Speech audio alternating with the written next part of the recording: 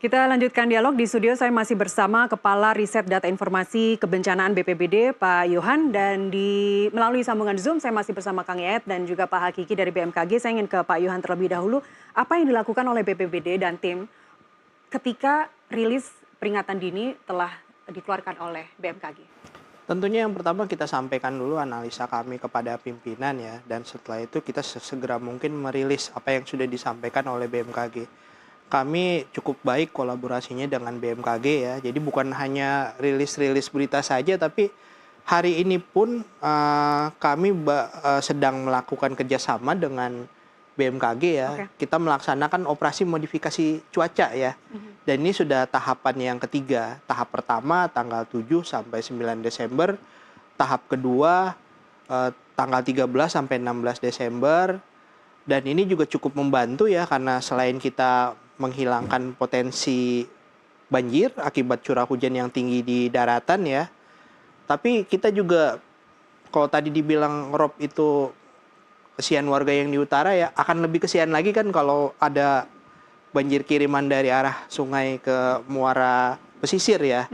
Jadi ini yang mungkin bisa kami lakukan nih, kami berkolaborasi dengan BMKG, kami selalu menunggu analisa-analisa terkini dari BMKG ya, dan memang efeknya ini cukup terasa kepada pengetahuan publik terhadap adanya BPBD ya di wilayah Jakarta ini, berkat kami menindaklanjuti apa yang disampaikan oleh BMKG. Kemudian di comment center kami di BPBD ya, kami itu terhubung langsung dengan aplikasi yang dimiliki dan dikembangkan oleh BMKG ya, BMKG Signature ya Pak Hakiki ya. Ini benar-benar jadi alat. Itu app ya Pak?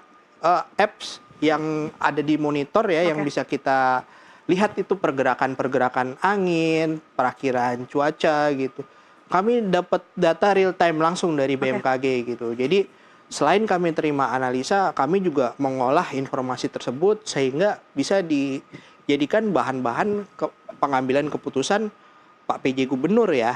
Sampai ini pelaksanaan operasi modifikasi cuaca tahap ketiga ini kan atas perintah Pak PJ Gub ya. Ini untuk menjaga supaya di waktu libur hari Natal sampai tahun baru ini Jakarta ini aman dari genangan. Di satu sisi kita masih butuh hujan, tapi ketika hujan itu tidak terbendung, maka yang terjadi di wilayah Pluit saat ini dari kemarin tergenang banjirop gitu. Apakah ada data dari BPBD yang terbaru Pak? Ada mungkin ada pengerukan atau pemompaan air tanah yang berlebih di sekitar situ sehingga membuat banjirop yang biasanya memang sudah terjadi kali ini semakin parah? Mungkin data itu tidak di BPBD ya. Di BPBD Kang Yayat mungkin Anda punya datanya Kang, karena kalau kita bicara banjirop mungkin dari penjelasan Pak Yohan tadi sepertinya ini memang sudah terkendali begitu ya, sudah terkontrol begitu ya. Tapi kalau kita lihat kenyataan saja di lapangan, genangan itu bagaimanapun akan tetap menimbulkan kerugian. Dan yang tadi yang kita sudah bicarakan di segmen pertama tadi, kerugiannya itu tidak terukur selama ini. Begini, ini ya saya selalu mengingatkan, ilmu langitnya canggih, tapi tidak turun ke bawah. Aplikasi kita bagus, tapi air itu tetap sulit untuk dikendalikan. Yang menjadi catatan penting, sebetulnya persoalan ini saya dari tahun 2000-an lah, atau tahun 97, 98 itu udah berapa kali ke situ, udah pernah diajak oleh teman-teman DPRD, Pak, kami sering kebanjiran karena rob. Dari tahun cukup lama lah, 2000-an, itu udah berapa kali. Bagaimana cara mengatasi Pak ketika teknologi maju tapi air nggak pernah berkurang? Iya, karena airnya nggak bisa dikendalikan sama apps. Nggak bisa pakai teknologi, nggak bisa pakai aplikasi. Teknologi itu membantu, tapi yang menjadi persoalan adalah bagaimana memitigasi risiko kerugian secara sosial dan ekonomi. Beberapa riset yang dilakukan oleh mahasiswa kami itu memetakan RT mana yang paling parah kedalaman banjirropnya. Ada yang sampai 1 meter misalnya, ada yang 50 cm dan sebagainya. Kemudian kita petakan waktu itu, apa yang dilakukan pada wilayah yang paling tinggi dan berapa lama itu terjadi pada mereka. Yang paling mereka rasakan adalah sanitasi, karena air dari limbah MCK atau toiletnya itu nggak pernah bisa mengalir. Ya. Air dari luar kembali masuk ke dalam. Nah, yang penting bagi kita memang informasi cuaca itu penting bagi masyarakat, tapi bagaimana pembenahan di tingkat RT RW pun dilakukan. Misalnya contoh ini tadi Pak Yohan bilang, oh tidak ada yang mengungsi. Artinya mereka yakin dengan bertahan di rumah, tapi bagaimana persoalan selama di rumah itu tidak membuat mereka semakin stres. Nah, beberapa kajian yang menunjukkan kalau mereka yang mampu mereka pindah.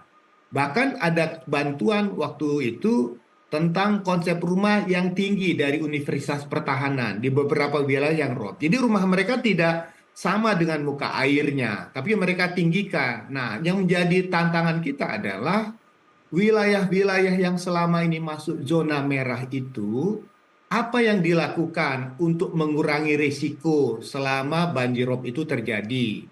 Nah, kita kan sebetulnya menunggu juga sikap masyarakat. Apakah masyarakat akan terus bertahan di situ atau mereka rela misalnya dipindahkan ke rumah susun? Ada nggak program rumah susun di dekat kawasan tersebut?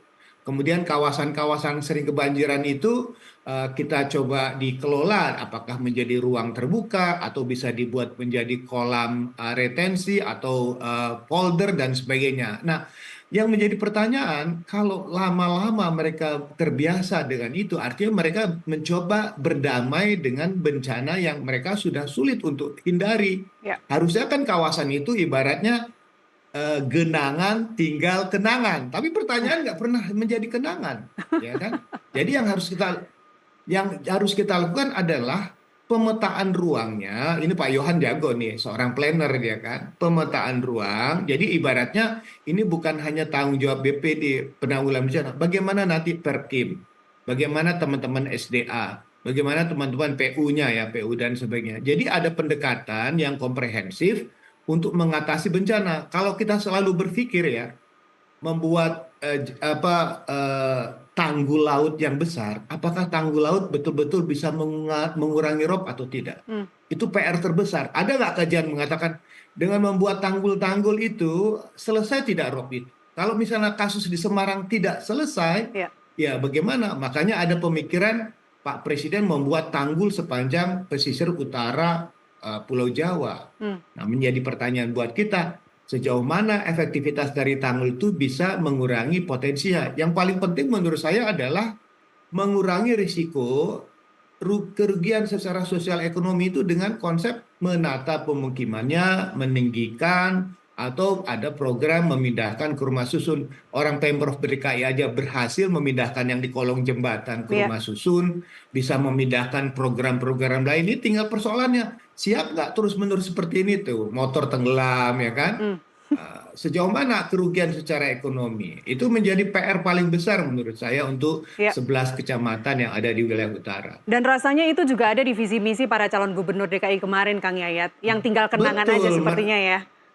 Iya. Oke, terkait dengan penurunan tanah. Kalau ya kita dari dulu para ahli bilang Jakarta sudah mau tenggelam, Jakarta akan tenggelam, tapi khusus Jakarta Utara, penurunan tanahnya rata-rata setiap tahun berapa, Kang Yayat? Kan itu ada sekitar 11 cm, ya ada kajian lagi yang lebih dari itu per tahun. Tapi kan pelan tapi pasti pertanyaannya, apa yang harus dilakukan? Ya terus terang aja persoalan paling mendasar, ada efek global tentang perubahan iklim, kemudian juga pengambilan air tanah secara berlebihan. Nah yang menjadi PR bagi kita, ini kan menarik ya, di satu sisi kita sibuk rob, tapi di satu sisi lain pengembang yang besar-besar aman-aman aja tuh. Di kawasan reklamasi. Ini Kang Yayat sepertinya udah ambil satu nih di sana nih, udah ambil satu unit nih. Jadi pertanyaannya, mengapa di sisi sebelah kiri itu kok aman-aman saja? Apa yang mereka lakukan sehingga mereka tidak terkena persoalan bencana? Apa yang kita bisa lakukan di kawasan yang selama ini terus-terus mengalami kebencanaan? Nah, bagi teman-teman warga pasti ada persoalan keadilan tata ruang. Para calon gubernur kemarin sudah mengatakan ini ada persoalan ketidakadilan tata ruang dan ketidakadilan pembangunannya.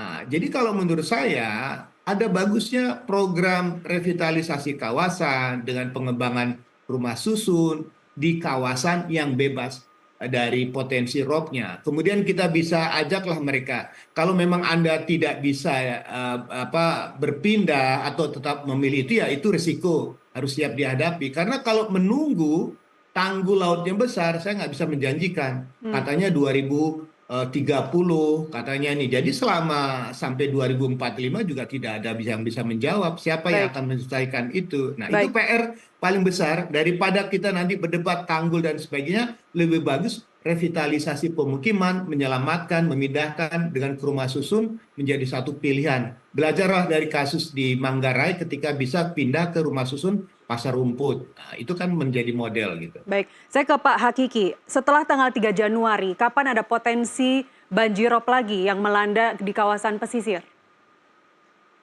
Ya, untuk saat ini, Mbak, memang belum kita perbarui, karena perbarui juga ada beberapa periode. Tapi kalau kita pantau mungkin banjirop itu akan diparuh dari beberapa siklus bulan. Kalau misalkan memang dia seperti saat ini, ada siklus tertentu misalkan di akhir-akhir pertengahan Desember, mungkin ada pengulangan kembali nanti di pertengahan Januari, pertengahan hingga akhir Januari, tergantung dari proses periode bulan. Tapi juga perlu diperhatikan juga peningkatan monsun Asia atau dengan disertai selokan dingin juga akan menambah tinggi banjir, terutama banjirop, akibat dari di mana gelombang laut akan tinggi naiknya ketika waktu tertentu, terutama ketika lagi puncak musim hujan seperti itu, Mbak. Oke, dengan dampak monsun tadi, apakah dapat saya simpulkan bahwa ketika pertengahan atau tadi dibilang pertengahan Januari ya, atau akhir Januari, itu skalanya akan lebih besar lagi, potensi banjiropnya akan lebih besar lagi dari yang akhir Desember ini? Jika kalau untuk besar atau tidak mungkin tergantung dari sifat dari potensi cuaca pada saat itu. Tapi memang merunut dari kasus di Pada saat itu artinya kapan Semarang. Pak Hakiki? Kan ini kita bicara forecast, artinya kan tidak bisa bicara pada hari itu ya? Ya, melihat kasus Semarang di bulan Februari, malah salah satu puncak terjadinya banjir dan banjirop di Semarang banyak perpaduan. Salah satunya perpaduan antara bulan tadi, peredaran dari bulan dan juga peredaran dari monsun Asia memang terjadi malah di bulan Februari. Ini yang perlu dikhawatirkan, gitu Mbak. Baik, apakah untuk seluruh Jakarta juga akan tinggi hujannya, curah hujannya? Untuk kasus periode akibat dari monsun Asia yang lagi aktif dan disertai dengan seruakan dingin, memang hampir sebagian besar wilayah Jakarta dan mungkin dari Banten, Jakarta, Jawa Barat akan tinggi selama ada faktor-faktor tertentu lain yang menyebabkan memang itu tinggi. Seperti juga ada sirkulasi siklonik di bawah selatan Jawa, atau diselingi dengan bibit siklon tropis, memang ada perubahan pola cuaca nanti di mana ketika Jawa bagian barat tinggi, Jawa Tengah akan turun dan Jawa Timur akan turun. Seperti itu, Pak. Baik, seperti apa nanti yang bisa ditingkatkan oleh BPBD? Pak Yohan, kita lanjutkan usai azan maghrib berikut ini. Pemirsa, tetaplah bersama kami.